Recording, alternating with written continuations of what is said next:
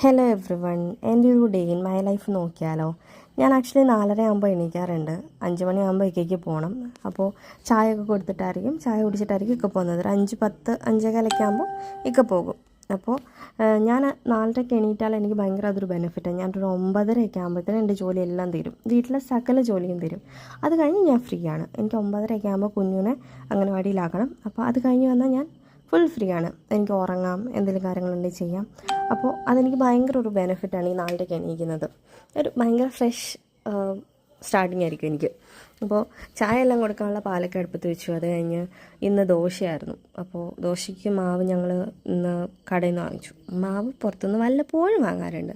അങ്ങനെ മാവ് വാങ്ങിച്ചു. മാവ് ഒരു 4:30 4:45 ആകുമ്പോൾ ഇങ്ങനെ ഫ്രിഡ്ജിൽ നിന്നെടുത്ത് പുറത്ത് വെച്ചാലേ ഒരു 8 മണിയൊക്കെയാണ് അപ്പം ചുടുന്നതെന്നുണ്ടെങ്കിൽ നമുക്കത് തണുപ്പ് മാറിയിട്ട് സെറ്റായിട്ട് വരുമല്ലോ. ഞാൻ ആക്ച്വലി ഇപ്പോൾ ഉപ്പിടാറില്ല. അന്നേരം ചൂടാറാകുമ്പോൾ ഉപ്പിടും. ഇങ്ങനെ ചായയൊക്കെ ആയി, ചായ കുടിച്ചു. ഇക്ക പോയി കഴിഞ്ഞപ്പോൾ ഞാൻ ചീര കൊണ്ടുവന്നിട്ടുണ്ടായിരുന്നു വീട്ടിൽ നിന്ന്. അപ്പോൾ എൻ്റെ വീട്ടിൽ ഇഷ്ടത്തിന് ചീരയുണ്ട്. അപ്പോൾ ചീര കൊണ്ടുവന്നിട്ട് ചീര തോരൻ വെക്കാമെന്ന് പറഞ്ഞിട്ട് തേങ്ങ എടുത്താൽ നിങ്ങളാരും ഇങ്ങനെ ചെയ്യാറുണ്ടോ? തേങ്ങയുടെ നാര് മൊത്തം കളഞ്ഞിട്ട് ഞാൻ എപ്പോഴും അങ്ങനെ കേട്ടോ ചെയ്യുന്നത്. അങ്ങനെ ഒരു 5:45 ആവാറായപ്പോൾ ഞാൻ നോക്കിയപ്പോൾ കുഞ്ഞൂസ് എണീറ്റ് വരുന്നു. കുഞ്ഞൂസ് എന്തോ ഞാൻ ഒറ്റയ്ക്ക് കിടന്നുകൊണ്ടായിരിക്കും എണീറ്റ് വന്നത്. ഞാൻ ആളവിടെ പോയിട്ട് കസേരയിൽ ഞാൻ പറഞ്ഞു പോയി കിടക്കാൻ. അപ്പോൾ ആൾ കിടന്നില്ല.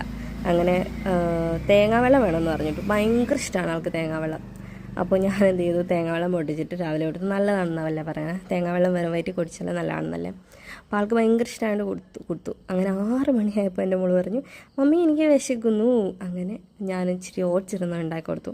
നല്ലതായിരിക്കത്തില്ല, എന്നാലും വിശക്കുന്നതിന് പെട്ടെന്ന് ഉണ്ടാക്കി കൊടുക്കാൻ പറ്റുന്നത് അതേ ഉണ്ടായിരുന്നുള്ളൂ. പിന്നെ ആളെ രാവിലെ ആയപ്പോൾ ആളുടെ അത്ത വന്നിട്ട് കൊണ്ടുപോയി.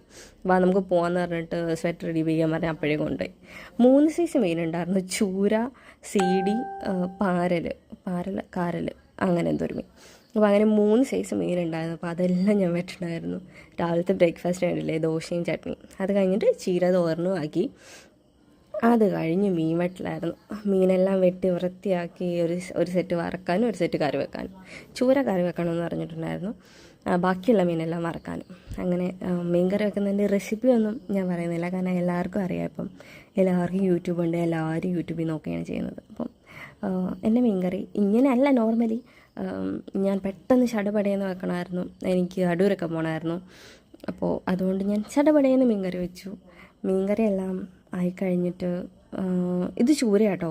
ചൂര അത്യാവശ്യം നല്ല വലിപ്പമുള്ള മീനായിരുന്നു, നല്ല വലിപ്പമുള്ളായിരുന്നു. എനിക്കാണെങ്കിൽ ചൂര കേട്ടോ വലിയ പ്രയാസമില്ല. എനിക്ക് മറ്റേ മങ്കടയും അതൊക്കെ ഭയങ്കര പാടാട്ടോ. ചൂര എളുപ്പത്തിൽ ഞാൻ വെട്ടിയെടുക്കും.